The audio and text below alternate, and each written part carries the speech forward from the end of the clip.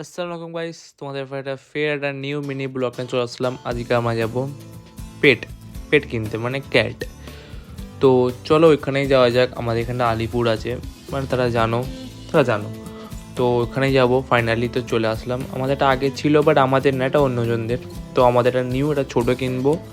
তো এখানে অনেক রকমের ক্যাট আছে, অনেক রকমের ফিডিংয়ের ক্যাট পেয়ে যাবেন, রাশিয়ান ক্যাট, সব ক্যাট। তো কেউ খারাপ মাইন্ডে নেবে না প্রথমেই।